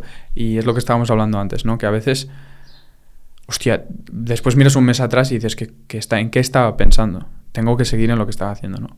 Y la dispersión es algo que sí, sin ninguna duda, muchas veces. Ahora lo he intentado mejorar poniéndome pues un bloc de notas con todas las ideas que quiero hacer, porque si intento perder un fin de semana en una nueva cosa que quiero probar, después acaba el domingo y digo, hostia, tampoco me voy a poder poner el 100% en esto y he perdido el fin de semana. Me gustaría que explicaras para la gente que nos está viendo, bueno, que explicaras y que dijeras 3 libros que crees que te han podido llegar a cambiar la vida, o si no son 3 son menos, y cómo te organizas en tu día a día para ser más productivo. A ver, 3 libros, a ver, unos cuantos. Mira, por ejemplo, leí hace poco Ikigai, me ha gustado un montón. ¿De qué va ese libro? El Ikigai es un concepto japonés. Juntando Vale, esto, ¿no? exacto. Es un concepto japonés de que es la razón de ser. ¿Vale? Y la razón de ser es como que es por eso que te levantas cada día y vives, ¿no? Y lo que estudiaron es que hay una pequeña isla en Japón que se llama Okinawa, donde es la isla en el mundo o el sitio en el mundo más longevo, donde la gente vivía más años, ¿no? Sí, ese libro nos lo recomendó Alay. El de Ikigai, ese mismo libro. Y hicieron todo un montón de estudios. Y no era por la comida, no era por el tiempo, era solo porque la gente era muy feliz, ¿no? Ostras. Y entonces el libro te explica básicamente todo el set de cosas que pueden ayudarte a encontrar cuál es tu razón de ser, ¿no? Y qué es eso que te mueve cada día para que te levantes y para que realmente te sientas lleno y quieras tirar para adelante, ¿no? Entonces, ese libro me creo que es muy, muy, muy, muy recomendable para absolutamente todas las personas. O sea, total. También te explica de cómo de importante es a veces salir de la zona de confort para realmente encontrarte tú mismo, ¿no? Porque a veces caemos en la rutina y estamos tan cómodos que perdemos un montón de potencial, un montón de cosas que tal vez nos podrían hacer más feliz solo por el posible miedo de salir de la zona de confort, ¿no? Ese es uno. Después veo que, por ejemplo, tenéis aquí el de Hook, que también me ha gustado mucho a nivel de producto, porque creo que está muy bien a nivel de producto si eres emprendedor y estás haciendo algo respecto al producto, está muy bien. Y ahora estoy empezando uno que me está gustando mucho, que se llama The Psychology of Money, que es como... que sale una especie como de un cerebro con un laberinto, exacto, ¿verdad? Exacto. Sí. Exacto. Te explica cómo la gente piensa sobre el dinero y cómo... ¿Este libro es reciente o No, años? hace tiempo. Sí, de verdad. Sí. Es muy famoso ese libro. Sí. Lo he visto bastante. Sí. Sí, es de hace tiempo. ¿Cómo te organizas? ¿Cómo es tu forma de organizar? Yo creo, esta pregunta lo haría por 2 partes. Una, las cosas que tienes que hacer tú y luego las cosas que tú tienes que ordenar a tu equipo que hagan. Yo me encuentro en un punto de emprendedor en el que tengo que aprender a ser un líder de un equipo. ¿Cómo lo haces tú para organizar esas 2 facetas tuyas? O sea, para mí algo que siempre he pensado es que la gente no cree en ti y va detrás de ti o sigue el mismo camino que tú quieres seguir porque tú se lo ordenes, aunque tú le pagues a final de mes, ¿vale? Para mí, un buen líder es esa persona que no dice lo que tiene que hacer la gente, sino es que pone muy claros cuáles son los objetivos que tenemos que llegar y hace que todos trabajen para llegar a ese objetivo, pero de una manera co-creando entre todos, ¿vale? Y co-creando implica que tú tienes que ser el primero en currar. Es decir, no pidas... El ejemplo, ¿no? No pidas hacer algo que tú no estás dispuesto a hacer, ¿vale? No pidas algo que tú no vas a enseñar contigo mismo cómo se tienen que hacer. Obviamente, si hay partes técnicas que no sabes hacerlas, no pasa nada, pero no pidas cosas que no crees que tú no estarías dispuesto a hacer, ¿no? Esto es algo para mí muy importante y es lo que siempre he intentado hacer en RAN, que es no dar órdenes, sino dar ejemplo, ¿no? Que para mí eso es lo más importante para cualquier persona que quiera ser el líder de cualquier cosa, ¿vale? Y nada, y la verdad es que lo que hago es me apoyo un montón en todos en las personas que están liderando cada uno de los departamentos y la verdad es que hemos tomado un montón de tiempo para contratar personas muy top que lleven esos equipos perfectamente y que lo lleven con esa misma visión y que tengan esa misma visión. No de dar órdenes, sino tenemos que llegar a esto en viernes. ¿Cómo lo hacemos? Vale, yo hago esto, yo hago lo otro, tal, y todos nos organizamos y el viernes salen las cosas, ¿no? Por ejemplo, nosotros no trabajamos con horas. Tenemos ingenieros... O sea, el grupo de tecnología es muy gracioso porque tú envías un mensaje en cualquier hora del día y siempre hay alguien despierto. O sea, siempre hay alguien que te contesta. Es igual si es a las 12 del mediodía o a las 4 de la mañana. Alguno que otro ha empezado a una hora, ha acabado la otra y siempre hay alguien que te contesta a esa hora. Mira, me parece algo interesante e inteligente el hecho de no poner horarios. Porque, tío, literalmente que el cuerpo humano no está hecho... No todos los cuerpos son iguales y no todos somos productivos a la misma hora. Y nosotros lo hemos podido vivir, por ejemplo, de que Juan y yo somos personas que por la mañana la aprovechamos muchísimo, pero también conocemos a gente que por la noche la aprovecha muchísimo. Y yo, por ejemplo, a partir de las 7 de la tarde soy un zombie, no soy nada productivo ni tengo claridad mental, ¿no? Entonces me parece muy buena píldora el tema de decir eso de que, oye, hay que conseguir llegar del punto A al punto B. A partir de ahí, tú te organizas como sea. Me parece muy bueno y de hecho me parece algo interesante porque generas como un intraemprendimiento, ¿no? Los empleados como que ellos se tienen que convertir en parte en emprendedores porque tienen que ser dueños de su tiempo, dueños de su estrategia. Ahora voy a hacer esto porque me viene mejor, porque no sé, por lo que sea. Tienen que tomar esas decisiones que yo creo que eso genera cierta motivación y confianza en ellos mismos también, ¿no? Exacto, y al final, o sea, tú les das la libertad de que se organicen como deseen. Obviamente sí que hay unas reuniones, que las reuniones sí que se tienen que atender. Si son a las 10 de la mañana, pues son a las 10 de la mañana, ¿no? Entonces esas reuniones sí que lo que no podemos es moverlas cada día. Pero aparte de eso, tenemos que tener listo, yo creo, esta campaña para el miércoles. Pues el miércoles tiene que estar lista. Organízate como quieras, ¿no? Que lo haces en un día, pues lo haces en un día. Que lo haces en 3, lo haces en 3, ¿no? ¿Y en lo personal, recomiendas alguna cosa para organizarse? ¿Aplicación, libreta? ¿Cómo lo haces? Nosotros trabajamos un montón con Notion y es brutal, es una herramienta espectacular. O sea, la gente... O sea, de hecho, ahora, el otro día estábamos diciendo que en lo personal y en lo empresa, que no sé qué hacíamos antes de usar Notion, no sé cómo trabajamos, ni me acuerdo, porque hace tiempo que lo hacemos y de verdad ahora mismo no concebo una manera sin tener una gran parte de la operativa en Notion. ¿Y qué pinta tiene el Notion por dentro? Porque sé que el Notion es literalmente una hoja en blanco, en plan, puedes hacer lo que te dé la gana. Es una hoja en blanco y tú puedes montar lo que quieras. Entonces está muy bien porque es como si tuvieras en una plataforma el Drive, el Monday.com o cualquier herramienta de gestión de tareas que estés usando, documentación sobre todo para documentación es espectacular para cuando quieres documentar procesos o quieres documentar lo que sea. ¿Y el vuestro en concreto qué pinta tiene? ¿Cómo tú lo has organizado? Me refiero porque habrá gente que nos escuche que estará usando Notion y que querrá ideas para sacarle más partido. Lo que hemos visto es que mucha gente usa, y que es lo que también hacemos nosotros, es organizar todo por departamentos. Entonces organizas todo por departamentos, con carpetas, subcarpetas, y entonces todo se puede encontrar y es muy fácil. Y luego para chatear entre el equipo usáis Slack. ¿Por qué Slack? O sea, ¿por qué todos los emprendedores usáis Slack y no usáis porque un grupo todo WhatsApp? El mundo usa Slack. Claro. De verdad, o sea, ¿sí? Es porque todo el mundo usa Slack. ¿Pero que es como un Telegram o cómo es? O sea, un Slack es... O sea, y es porque todo el mundo usa Slack, porque después puedes como crear grupos. Dentro de Slack tú puedes crear grupos con otras empresas.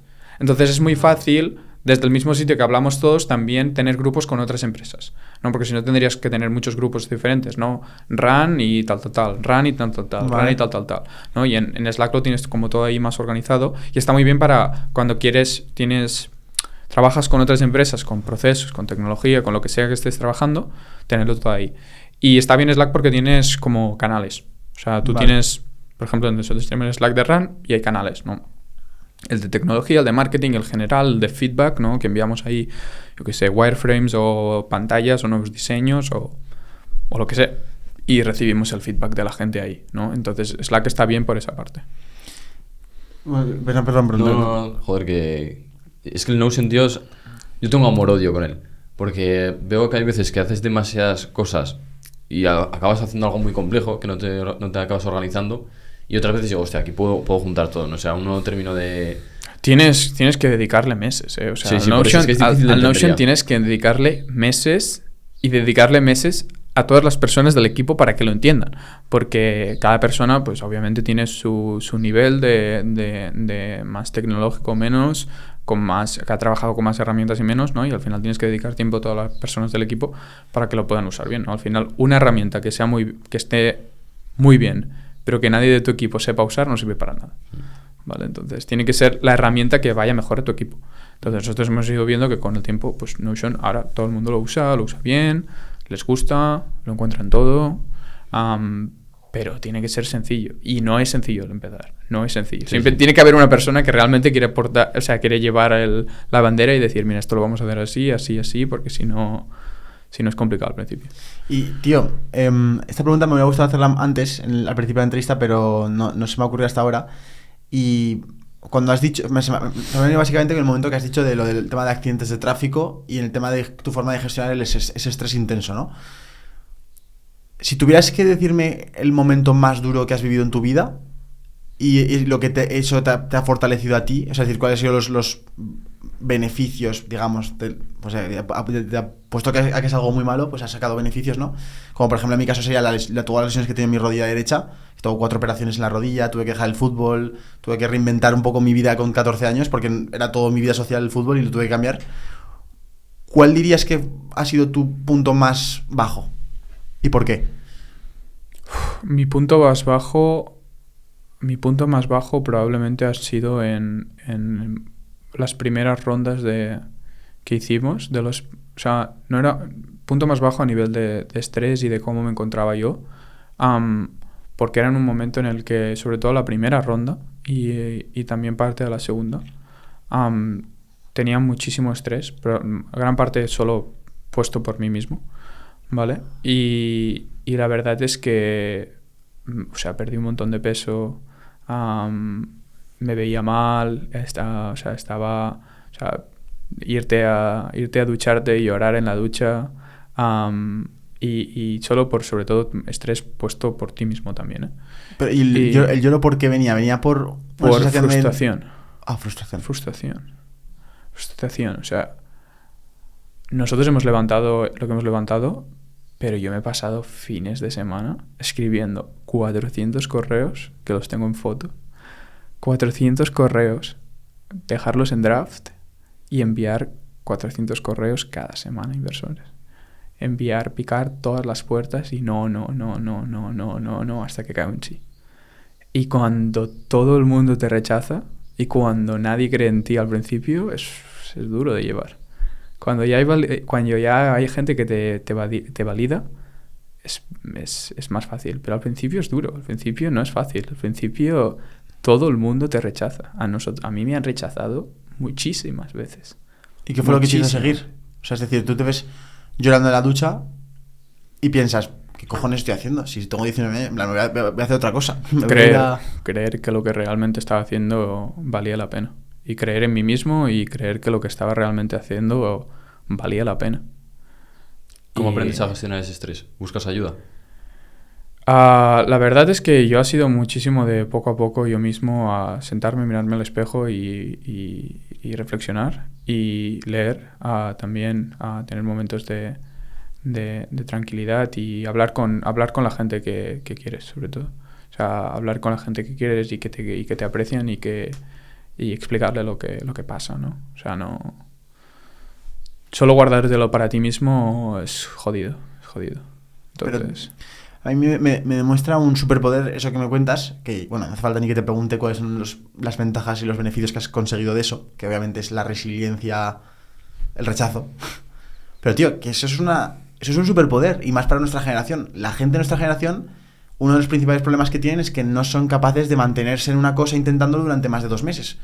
Por ponerte un ejemplo, ¿vale? Yo en el campo en el que estoy veo mucho aspirante a creador de contenido o persona que quiere mejorar su parte de redes sociales. Y, tío, y lo que me están diciendo siempre es que les gustaría, por ejemplo, por ponerte un ejemplo más aterrizado, les gustaría crear un canal de YouTube como el que tengo yo, pero que están empezando en TikTok porque lo ven más rápido, por ejemplo. Entonces, ¿cómo has conseguido trabajar cómo has conseguido trabajar ese fracaso constante y tener que levantarte constantemente y creer que en el medio o largo plazo puede tener sentido que funcione? Porque ahora queda muy bien decirlo, en el sentido de que tiene sentido. Ostras, claro que vas a confiar porque se ha validado de que tenías razón, ¿no? Pero en ese momento no estás seguro de esa creencia, no estás seguro de esa fe. A mí me pasa igual, esa sensación la comparto porque era una sensación como de puede funcionar, pero nadie me está asegurando esto, vamos a tirar a ver qué pasa. ¿Cómo se trabaja eso? Cuéntanos un poco sobre ese punto. Pues te levantas, coges y te levantas cada día, porque te vas a pegar hostias cada día, pero cada día. Y entonces, para mí el otro día escuchaba un podcast de un chico que básicamente pues se quedó tetrapléjico, ¿no? Y siguió para adelante. Y el tío lo decía, es que aquí lo que falta es que a la gente le faltan cojones. Y ya está, le falta a la gente echar cojones, y si va mal, te levantas y sigues. Y te levantas y sigues. Y te pones un día, se puedes poner a valorar qué es el peor de los escenarios. Mi caso, pues que pierda un montón de tiempo y tenga que volver a la universidad porque veo que no hay salida para mí. Pues bueno, este es el peor escenario. Cojo y sigo. Y duele, ¿eh? O sea, duele de verdad cuando alguien viene y te dice que lo que estás haciendo no tiene ni pez ni cabeza, que no lo vas a poder hacer, que eres muy joven y que te dejes de hostias. Y duele, y te va a doler porque te van a coger tus ideas y tus ganas y tus todos y te lo van a romper en pedacitos delante de tu cara. Entonces, y va a ser una hostia guapa, lo único que poco a poco las hostias las llevas mejor, ¿no? Entonces, es como si te dedicas al boxeo, ¿no? El primer puñetazo te vas al suelo. A la que te han pegado 400, pues mueves un poco la cabeza y sigues, ¿no? Entonces, es sobre todo experiencia de seguir tirando. Levántate y sigue. Porque yo me he dado cuenta que a lo largo del proceso hay unos puntos en cualquier proyecto que es lo que yo digo, make it or break it, ¿no? Que son los momentos en el que realmente dices, ya está, el proyecto se va a tomar por culo, adiós. O sea, pero me he dado cuenta que todas las veces que he pasado por esos momentos, he seguido tirando y hemos tirado adelante. Todos. Y todos los veía negros, pero negros de decir, no, ya está, o sea, se ha acabado. Y pasas, 4, 5, 6 veces por momentos así.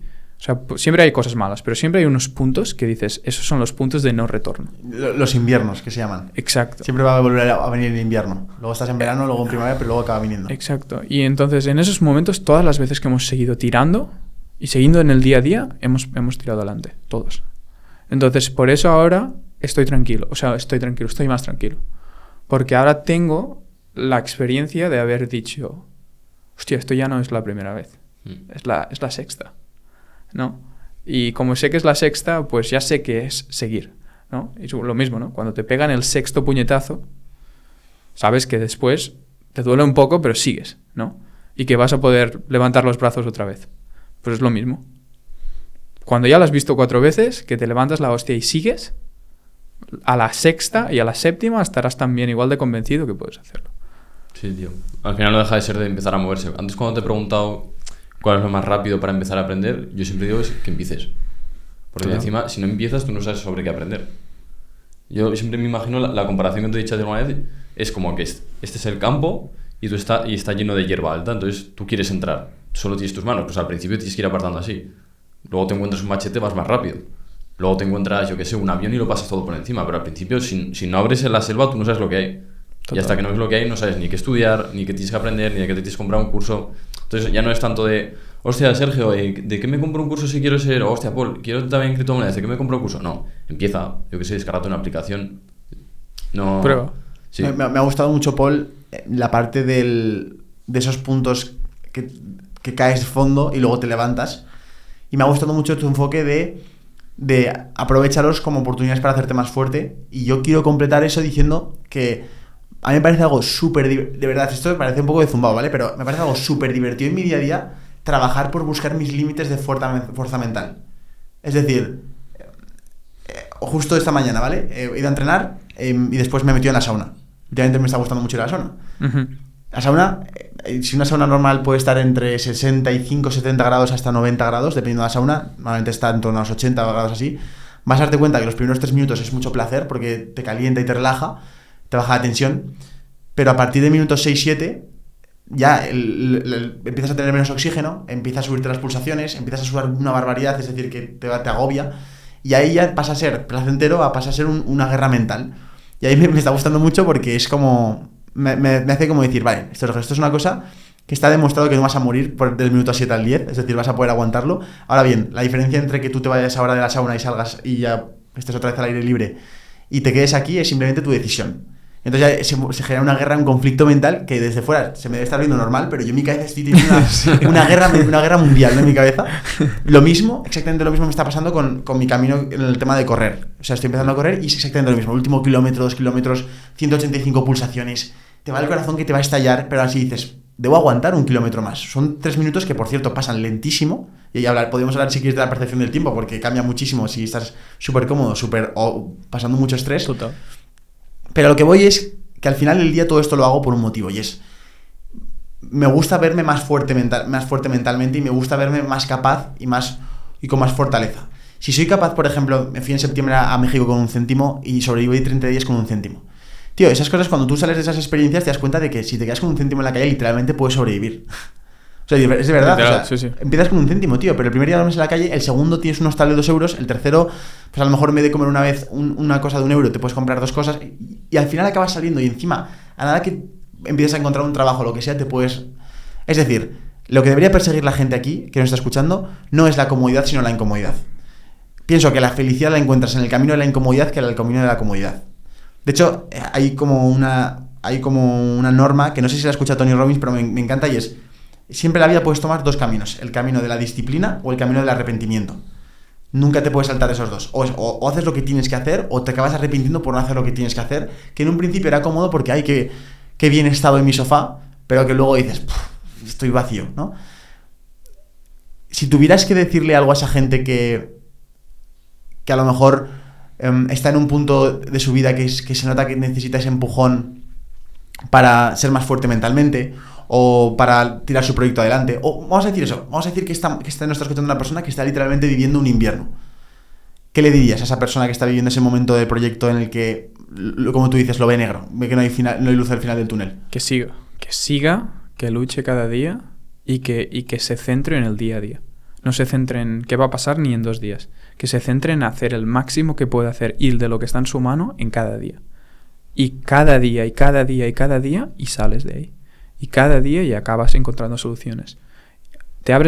Obviamente tienes que estar abierto de mente, es decir, si algo no funciona que habías pensado inicialmente, tienes que estar abierto de mente para poder pivotar lo que tengas que pivotar. Pero si estás dispuesto a que el proyecto acabe tirando adelante de una forma o de otra, con una tipo de forma de este producto o lo que sea, tira adelante y pruébalo todo y no tengas miedo a equivocarte, porque te vas a equivocar muchas veces y esos periodos de invierno de realmente jodidos siempre van a pasar y siempre van a volver a pasar. Lo único que cada vez vas a estar más entrenado y cada vez vas a estar más seguro de que al día de mañana, cuando pasa la tormenta, va a volver a salir el sol, ¿no?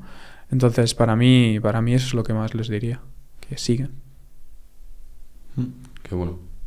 Bueno, creo que llega el momento de despedirnos, Paul. Lo que decimos siempre, si tú tenías algo traído de casa que querías contar porque sabes que a nuestro público le va a gustar, o quieres comentarnos, incluso preguntarnos a nosotros algo.